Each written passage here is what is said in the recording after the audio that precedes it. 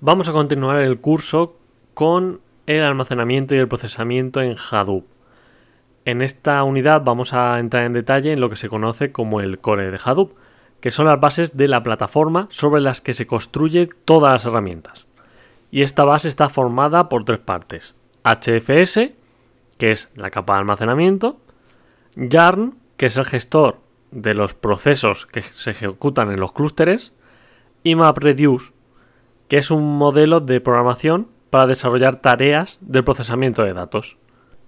Lo vamos a dividir en tres partes. En primer lugar, vamos a entrar a conocer HFS y vamos a intentar entender qué es y qué principales características tiene.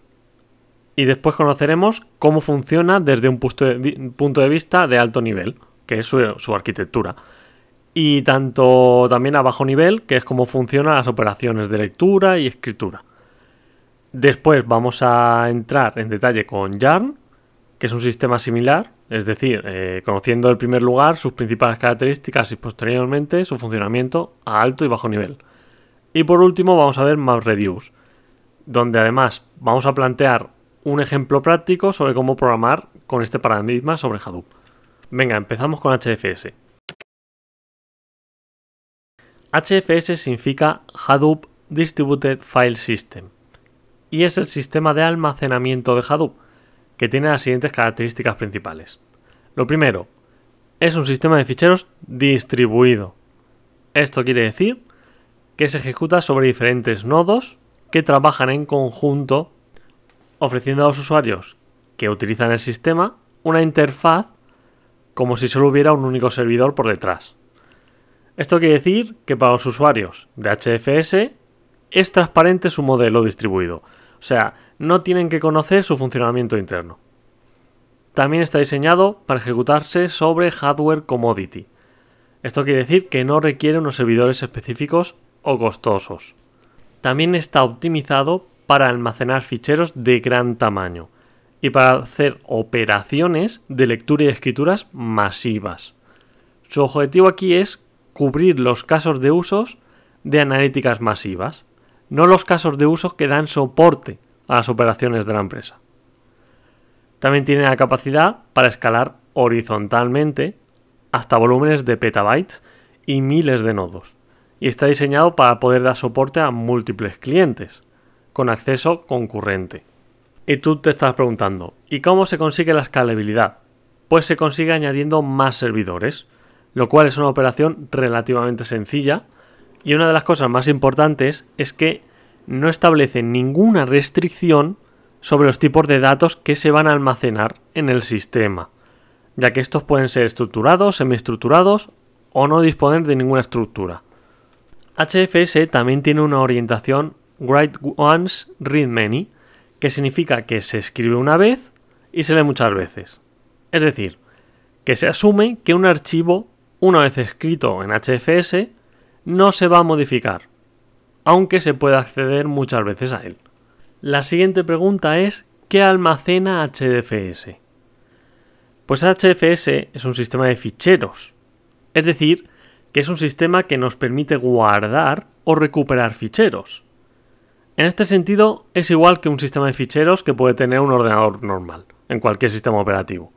Los ficheros son almacenados en carpetas o directorios, pudiendo anidar carpetas y establecer diferentes niveles de anidación. Todos los ficheros tienen un nombre y una extensión, distinguiendo entre mayúsculas y minúsculas. Esto es muy importante.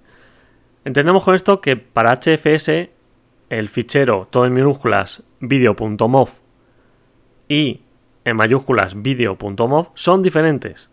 Estas características las tienen todos los sistemas Unix y Linux, a diferencia de los sistemas Windows. En la imagen que estás viendo, que se corresponde con un listado de ficheros obtenido mediante consola, que ya más adelante entenderemos cómo se accede, se puede ver en la parte derecha el listado de ficheros, donde podrás comprobar que los ficheros videomov y videomov en mayúsculas son distintos. También se puede ver que hay otros tipos de directorios dentro del directorio TMP o temporal. Asimismo, HFS almacena para cada fichero una serie de datos, mejor dicho, metadatos, sobre la fecha, el tamaño del fichero, el propietario, el grupo al que pertenece, el propietario, así también como los permisos que tiene el resto de usuarios sobre el fichero. Si vemos la imagen, el número 1 en rojo sería la fecha. El número 2 sería el tamaño del fichero. El número 3 sería el propietario y el grupo al que pertenece el propietario.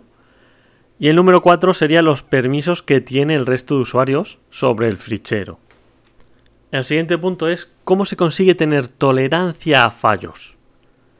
En HDFS los ficheros se dividen en bloques, como en la mayoría de los sistemas de ficheros. Sin embargo, el tamaño de un bloque de HDFS es muy grande, de 128 MB por defecto. En el sistema operativo de un PC, el tamaño suele ser de 512 bytes o 4 kilobytes, es decir, unas 50.000 veces más pequeños que en HDFS. El bloque es la unidad mínima de lectura, lo que significa que aunque tengamos un fichero que ocupa 1 kilobyte, tendremos que leer o escribir 128 megabytes cada vez que queremos operar con el fichero. Para ficheros grandes, por ejemplo, de 500 gigas, la ventaja que aporta es que hay que buscar y leer o escribir muchos menos bloques. Esta característica explica por qué Hadoop está diseñado para ficheros grandes y lecturas masivas, y por qué tiene un mal rendimiento para operaciones pequeñas.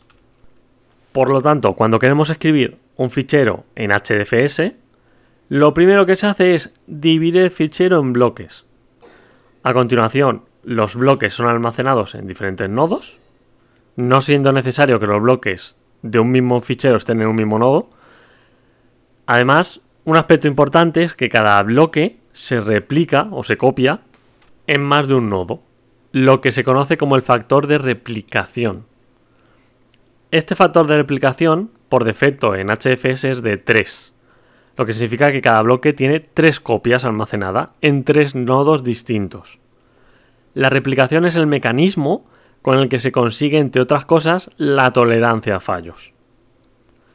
Al tener varias réplicas de cada bloque en diferentes nodos, en caso de que un nodo se caiga o que un disco de un nodo se corrompa, HDFS dispondrá de otras copias, por lo que no se perderán los datos.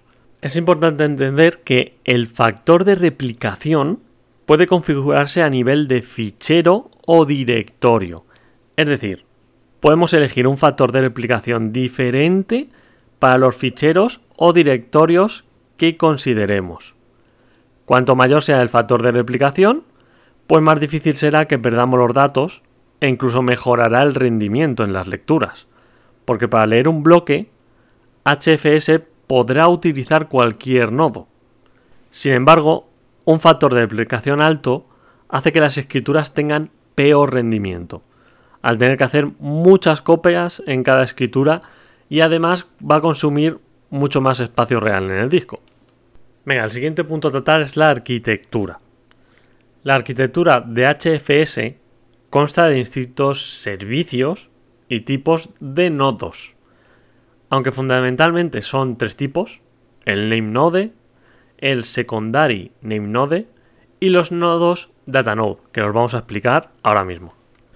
El name node actúa como el maestro, manteniendo la metainformación de todo el sistema de ficheros. ¿Esto qué significa? Que se encarga de la estructura de los directorios, la información de los ficheros, el factor de replicación de cada fichero del que acabamos de hablar, los bloques que componen cada fichero y la ubicación de los distintos bloques. Que esto se refiere a en qué nodo se encuentran. La información es almacenada tanto en el disco para garantizar la durabilidad en caso de una caída, como en memoria para poder acceder a la información lo más rápido posible y optimizar el rendimiento. Además de gestionar la metainformación, el NameNode coordina todas las lecturas y escrituras y controla el funcionamiento de los datanodes, es decir, que detecta si hay algún fallo en algún nodo y toma las acciones necesarias en caso de que alguno esté caído o con fallos. Es importante que el NameNode sea muy robusto y no tenga caídas. Por este motivo se utiliza hardware más resiliente que en el caso de los datanodes. Por ejemplo, con fuentes de alimentación dobles o con una disposición de discos RAID que más adelante comentaremos. El siguiente nodo es el Secondary NameNode. Para mejorar la tolerancia a fallos, suele existir un nodo secundario del maestro, que se llama Secondary NameNode. Digamos que el NameNode es el único punto de fallo de HDFS, ya que si el NameNode falla, se pierde todo el sistema de archivos de HDFS. Y para reducir este riesgo, pues Hadoop implementó el Secondary NameNode, que no estaba presente en las primeras versiones de HDFS. El Secondary NameNode es un nodo cuya función principal es tomar puntos de control de los metadatos del sistema de ficheros. No es un nodo de respaldo, ya que en caso de caída del NameNode no puede tomar el control y continuar el servicio sin parada, ya que su único objetivo es reducir el tiempo de arranque del NameNode o el nodo maestro. En detalle, la función principal del Secondary NameNode es almacenar una copia de 2 ficheros de log del NameNode. Y creo que es importante decir que el Secondary NameNode normalmente se ejecuta en una máquina diferente a la del NameNode principal para poder sobrevivir a las caídas del NameNode. Y en cuanto a los requisitos de hardware, pues suele utilizar servidores con las mismas características que el nodo principal. Y el último nodo es el Datanode. Los datanodes son los servicios que se encuentran en los nodos worker, que son los trabajadores. Y su labor principal es almacenar o leer los bloques que componen los ficheros, que están almacenados en HDFS. Pero tienen ciertas particularidades. El Datanode solo conoce los bloques que contiene, pero no sabe a qué fichero pertenece o dónde se encuentra el resto del bloque de ficheros. Toda esta información solo está en el NameNode, por lo que este nodo le da igual. También es importante entender que con cierta periodicidad, inicialmente cada hora, estos nodos worker envían al nodo maestro la lista de los bloques que almacenan, para que el NameNode pueda tener una lista actualizada de los bloques y su información. También envían latidos, que es un mensaje corto indicando que está levantado y no ha tenido ningún fallo. El intervalo de latidos es de 3 segundos más o menos. Y si un datanode no envía latidos al nodo principal en 10 minutos, entonces el NameNode considera que este nodo worker está fuera de servicio y que las réplicas de bloques alojadas en este datanode no están disponibles. Los servicios de datanode suelen ir en los nodos worker y por lo tanto suelen tener un hardware con poco nivel de sofisticación en cuanto a la resiliencia, teniendo como principal característica de hardware que suelen disponer de una gran cantidad de discos. Y el siguiente punto que vamos a dar es sobre su funcionamiento, su lectura y escritura. Los datos que se escriben en HDFS, como ya hemos dicho, son inmutables, es decir, que no pueden ser modificados. Esto significa que HDFS solo puede permitir añadir contenido a los ficheros. Así que, por ejemplo, si un fichero de 256 megas se pretende modificar un carácter, pues HDFS creará un nuevo bloque con el cambio y lo escribirá por completo, borrando el bloque anterior.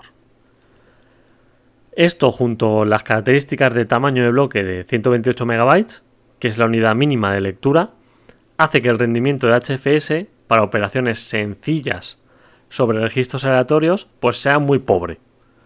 Así que recuerda que HDFS está pensado para ficheros grandes y lecturas masivas. HDFS proporciona dos tipos de operaciones básicas con los ficheros: leer y escribir un fichero. Vamos a empezar explicando la lectura. La lectura de ficheros en HDFS, es decir, cuando un cliente quiere leer un fichero completo que se encuentra en el sistema, tiene el siguiente esquema de secuencia, que se ha resumido un poco para no entrar demasiado en detalle. Los pasos son los siguientes. Lo primero, el cliente que desea leer un fichero de HDFS mediante una librería instalada en su equipo, realiza una llamada al nameNode para conocer qué bloques forman ese fichero. El nameNode retorna dicha información y ordena para cada bloque que los datanodes que contienen dicho bloque, en función de la distancia al cliente, le devuelvan esa información. Y con la información recibida del nameNode, el cliente se comunica directamente con el datanode 1 para solicitarle el primer bloque. Y luego continuamos. El cliente se comunica con el datanode 2 para obtener el segundo bloque y el cliente se comunica con el datanode 1 para obtener el bloque 3. Es preciso indicar que durante la operación la única responsabilidad del nameNode es devolver al cliente la lista de bloques y la ubicación de los mismos, pero no interviene en las lecturas. Es decir, que para realizar las lecturas de cada bloque, el cliente se comunica directamente con los datanodes, sin que los datos pasen por el nameNode. Esto hace que el nameNode no sea un cuello de botella en el proceso y pueda atender a múltiples peticiones en paralelo, ya que no le supone mucho esfuerzo de computación atender las diferentes solicitudes de los clientes. Y ahora vamos a explicar la escritura. En el caso de las escrituras, un esquema simplificado de esta operación lo encontramos en la siguiente imagen. Los pasos son los siguientes. El cliente que desea escribir un fichero invoca un servicio del nameNode para solicitar la creación del fichero, indicándole en la llamada el nombre y la ruta en el que se va a guardar. El segundo paso es que el nameNode realiza una serie de verificaciones, como los permisos del usuario y el cliente en el directorio, si el fichero ya existe, etc. Y en caso de que todas las verificaciones sean correctas, devuelve un OK y en caso contrario, devuelve un KO. El cliente comienza a generar los bloques en los que se dividirá el fichero utilizando una librería de HDFS. Y para cada bloque que desea escribir el cliente, se invoca el nameNode para obtener el datanode en el que escribe el bloque. Una vez escrito el bloque en el primer datanode, este es responsable de comunicarse con el siguiente datanode en la cadena para que escriba una copia del bloque. Y una vez que todos los datanodes han escrito la réplica, se vuelve un OK al cliente para que escriba el siguiente bloque. Y el último punto es hablar sobre el uso de HDFS, cómo se utiliza. HDF soporta operaciones similares a los sistemas Unix: lectura, escritura o borrado de ficheros, creación, listado o borrado de directorios, usuarios, grupos y permisos. En cuanto a las interfaces con las que se puede usar el sistema de ficheros, ofrece diferentes interfaces, siendo los principales los que te voy a comentar a continuación. El primero y el más utilizado es el cliente en línea de comandos, porque HDFS dispone de un amplio número de comandos que puede ser ejecutado en consola. Y estos comandos representan la práctica totalidad de las operaciones que se pueden realizar en HDFS. También existe Java API, porque HDFS está escrito en Java de forma nativa y ofrece una API para que pueda ser utilizado por aplicaciones con el mismo lenguaje. Y también ofrece una librería en C llamada libhdfs, que tiene un buen rendimiento, pero que no suele ofrecer todas las funciones de la API de Java. Ahora vamos a hablar de la primera interfaz, que es el cliente de línea de comandos que he comentado. Para acceder al cliente de línea de comandos, solo tenemos que abrir una consola sobre un nodo que contengan los nodos de Hadoop ejecutándose. Una vez dentro del sistema, el comando Hadoop FS nos proporcionará todas las funcionalidades sobre HDFS. Si se introduce solo el comando, nos va a ofrecer una lista con opciones o comandos disponibles. Es algo así como una lista de ayuda. El primer comando es mkdir o makedir, que es similar al comando de Unix, mkdir, que se usa para crear directorios en HDFS o carpetas. La sintaxis la pongo aquí al lado. Hadoop fs-makedir y el path o la ruta donde queremos crearlo. El siguiente comando es ls, que es similar al comando de Unix. Se usa para listar directorios en HDFS, es decir, para mostrar su contenido, lo que hay dentro de una carpeta. La opción "-r" se puede utilizar para hacer un listado recursivo, es decir, para mostrar el contenido de los subdirectorios que están dentro del directorio que vamos a listar. Y su sintaxis más básica es Hadoop fs-ls. Luego tenemos put, que copia archivos del sistema de archivo local, o sea, de tu ordenador, por ejemplo, a HDFS. La sintaxis es Hadoop fs-put. Después tenemos get, que copia archivos de HDFS a tus archivos locales, a tu ordenador. Y la sintaxis es Hadoop fs-cp y la ruta. Después tenemos cat, que es similar al comando de Unix cat, que se usa para mostrar el contenido de un archivo. Ejemplo, Hadoop fs-cat y la ruta del archivo. Y por último tenemos rm, que se usa para eliminar un archivo de HDFS. Básicamente es remove.